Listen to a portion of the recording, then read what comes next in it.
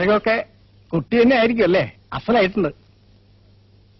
അപ്പോ ഇനിയൊരു വരവിന് പോക്കിനൊന്നും ആളുമില്ല, സമയവുമില്ല. അടുത്തൊരു മുഹൂർത്തം നോക്കുക, ആ ചടങ്ങ് അങ്ങോട്ട് കഴിക്കുക. എന്താ അതുപോലെ? നിങ്ങൾക്ക് ഒരുക്കങ്ങൾ വല്ലതും വേണമെന്നുണ്ടോ? വേണമെന്നില്ല. ലീവില്ലേ?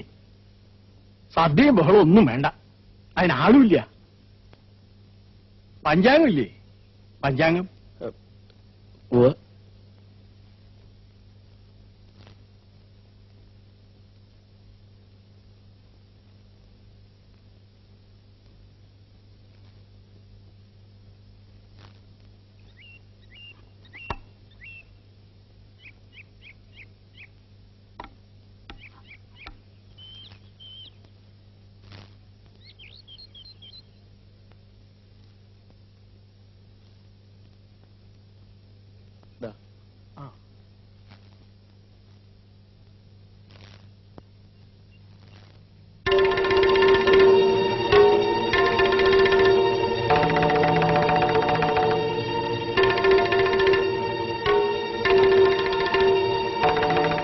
ഇദ്ദേഹം ഇവിടെ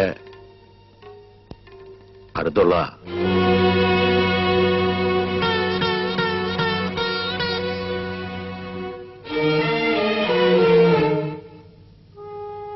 ഒരു 2 വീട് അപ്പുറത്താ. നമുക്ക് വേണ്ടപ്പെട്ട ആളാ. ഇവര് നമ്മുടെ സുമിത്രയ്ക്ക് ഒരാലോചനയുമായി വന്നവരാ. ഞങ്ങളതിന്റെ കാര്യങ്ങളൊക്കെ ഇങ്ങനെ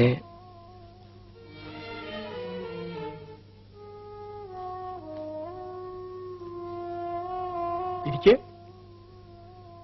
ഇവിടെ അടുത്ത് എന്തെന്ന് പറയും?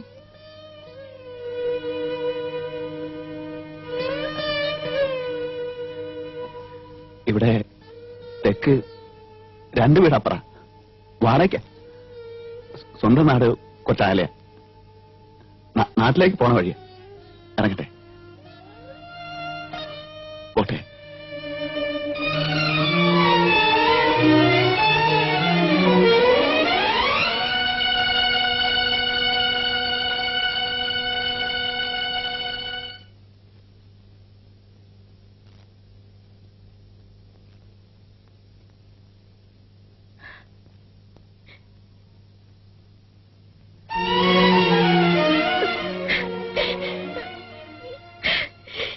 എന്റെ പൊന്നു മോനെ,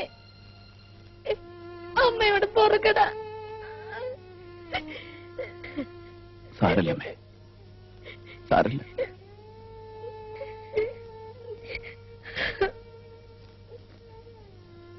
ബാലേട്ടാ, ഗോപി ബാലേട്ടൻ അന്യനാക്കിയല്ലേ?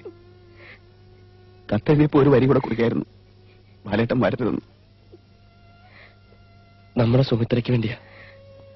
നാട്ടിലൊക്കെ ഇല്ലാത്ത കഥകളാ. അതുകൊണ്ടൊരു നുണ പറയേണ്ടി വന്നു. അവൾക്കൊരു ജീവിതം, അത്രേ ചിന്തിച്ചുള്ളൂ. നന്നായി. ഭ്രാന്തനായ വല്യേട്ടൻ വേണ്ട. നന്നായി ഗോപി. ഞാനും എന്തോ കുട്ടികളും ആർക്കും ഒരു തടസ്സാവില്ല. ഞങ്ങൾ ഇവിടുന്ന് പോയിക്കോളാം. അല്ലെങ്കിൽ എല്ലാരും കൂടെ ചേർന്ന് ശ്രീധരൻ മാമയുടെ മുറിയിൽ എന്നെ ചങ്ങലക്കിട്ട് പൂട്ടും.